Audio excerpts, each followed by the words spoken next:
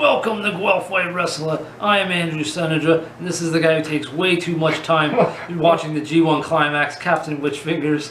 You know, it was a great G1 Climax. There was so many good wrestlers, so many good matches, great moments. This guy has a whole bunch, so he'll probably be taking the reins a bit on this. But by the looks of it, our picks didn't really do so well.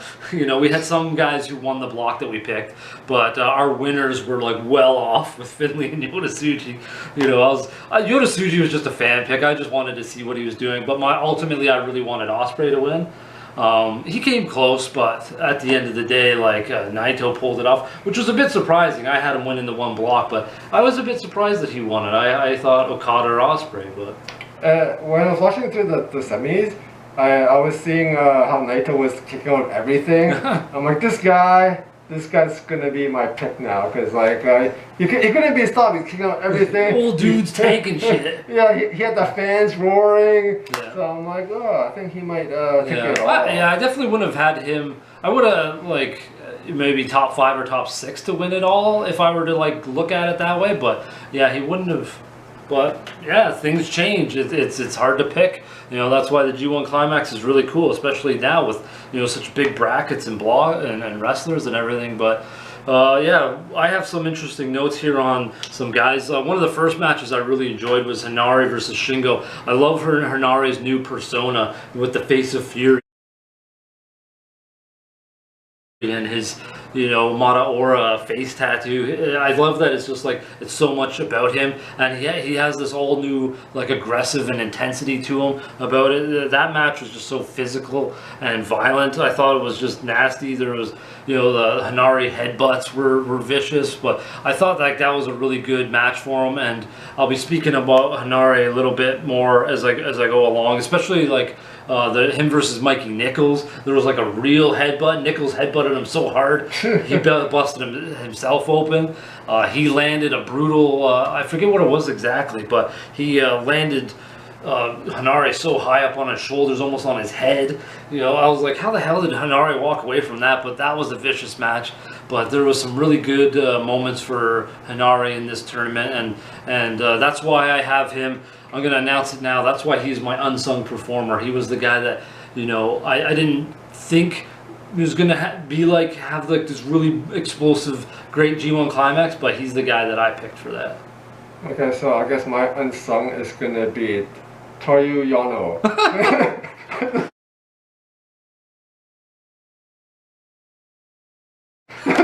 This dude is hilarious, man. Every match, whether he wins or loses, he's entertaining as hell. Or like he's fighting Goto, and like they're like throwing each other, and then I've never seen like 20 reverses in a row. Oh, yeah. Where they're like getting tired. Like, it's like a video game, right? Like, you got to time that reversal. You know, they kept timing it properly. It reminds me of Legends of Wrestling when we kept timing the reverses.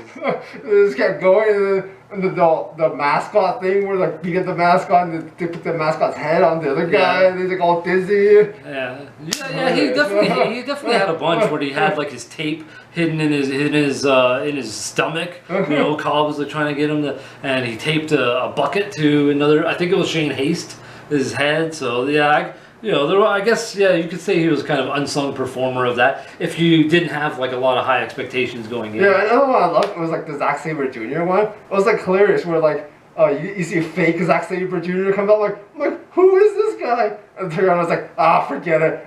He takes off his jacket and puts on a fake guy. Oh. And then there's like 2 fake guys going at it, and then he ties Zack Sabre Jr.'s leg down the thing, and then Zack Sabre Jr.'s like trying to jump, and I swear that's the longest 20 count I've ever heard. And one thing I thought were the upsets. There were some immediate upsets, like Ospreay lost in the first match to Taichi, and I was kind of like, whoa, I know how they really did it, but like knocking his equilibrium off because he kicked him right in the ear. But that was a really surprising upset for me right off the bat. And Kaito Kiyomiya from Pro Wrestling Noah was in this G1 Climax, which was pretty cool to bring over another guy and see how he did.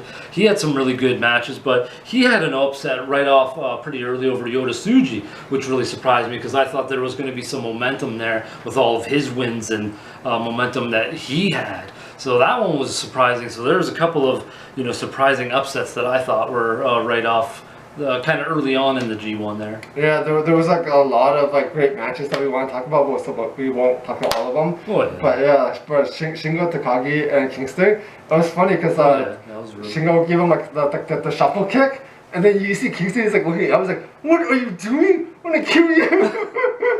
And like little moments like that, like super hilarious. There was also some really good matches with Jeff Cobb. That dude he had a great one. I like that he was matched up in a block where he could kind of have like guys counter his power and things like that, like Alex Coughlin in that match. She was like, "Oh, you think you're strong, huh? Cobb, look at me!" Like that dude, he had a bit of an underrated tournament. He was maybe a bit of an unsung guy to a degree, I think, because he showed off some really good matches and had some really good moments within there. But him and Cobb had a really good match for like power guys trying to show each other up big time. Yeah, I really enjoyed a lot of Cobb matches, like him versus Naito, him versus Ospreay, etc., etc. And just like every match, you always want to stay tuned, like what's gonna happen next. Yeah. And another guy, like I didn't think was gonna go far just because the blocks were so loaded, and I thought El Phantasmo being kicked at a Bullet Club was gonna sort of lower it, but I knew there was gonna be some good storylines and rivalries within that because he was facing Kenta, which was a wild match. That was really intense. Kenta's like cheap shotting him, and then when El Phantasmo was ready, he's like cowering like a little chicken shit. El Phantasmo had some really good showings. I thought against Okada he had a good one. Great O'Khan, he had a really good match against Will Ospreay. I felt that one was like wicked back and forth, high pace, very explosive, very the ending was very explosive and exciting, and that's what I was looking forward to it with El Phantasmo. There was so many different guys that he had to wrestle to show off different variables in that. Well, it was pretty much for everybody, but I was really looking forward to ELP versus Ospreay because I thought that was going to be one of those high-flying, explosive, high-paced matches from him. One really stood out for me for El Phantasmo was him versus Okada, because like usually the fans are quiet, but here he was able to make the fans like loud, and like the things he was doing, like he was beating on Okada's chest, like playing drums kind of thing, and then you see Okada like look at so pissed at him kind of thing, he's like kill him, and then you see like the fans humming and chanting to the beat, so it's quite interesting. Well, yeah, it was a bit interesting that like El Phantasmo seemed to have almost more fans cheering for him than Okada, right? Yeah, exactly. Yeah, so that's definitely one, and that's what I kind of like about the G1 is you sort of get these different fans going for different people, and it sort of goes to the guys in the back making decisions on who to push. So there's a lot of interesting aspects to the G1 that go through the whole thing that you notice. That was definitely one of them. Yeah, another thing I found interesting is like the refs. Like I know the refs are unique, but like the refs were like they get involved. Yeah, the turnbuckles, they smash him into like the exposed steel. The ref doesn't count. He's like, I am not counting. Let me get some water, Like, I've never seen that. Or when like somebody's trying to pin him with like a foot on him, he's like, that's disrespectful. I'm not counting. I'm like, oh man, these refs got chipped on the shoulder. They got attitudes. Well, yeah, Mr. Red Shoes, he does a lot. And then one thing I wanted to mention, because like Zack Sabre Jr. had a pretty good tournament, some good moments, is him versus Cobb. Cobb finally got that win that he wanted over Zack Sabre Jr. I thought it was a pretty good match. I do think that they had some better matches previously, but this one was still solid. I know you got some thoughts on this match. Yeah, I thought this was a funny match where like Zack is like an assassin. He's like coming out to finish and kill him kind of thing. Man, I've never seen so many like neck breakers with his leg. He's like, I'm gonna kill this guy, man. Kill this guy. He's got to wear Cobb down somehow. You got to break his neck. His neck is too thick, man.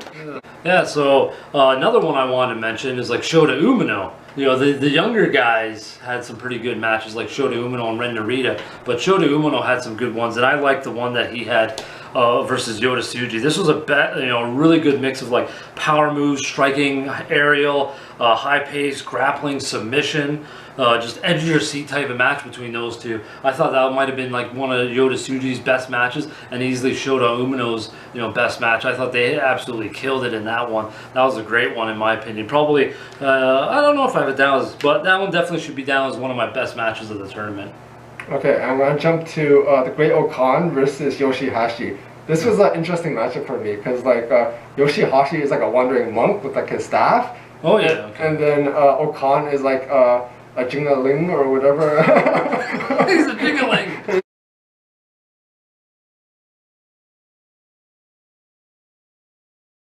he's like the hopping vampire kind of thing. He's got the talisman when he comes out kind of thing. And Yoshihashi is like throwing everything at him. He's trying to purify this vampire. He's trying to kill him. Well, doesn't even Great Khan? I think he has a mouthpiece and it has like teeth on it too, doesn't it? Yeah, he might. I think he does. He plays that persona, but he couldn't kill him. He was too tough. Eventually, the vampire won. Damn vampires! Yeah, they had some. That's what I mean. Is the whole G1 Climax? Like we could talk about every single wrestler at least having one good match, and that was really impressive about it. But most guys were like 2, 3, 4. Even like good matches for everybody. Like Will Ospreay, I have him as my best performer.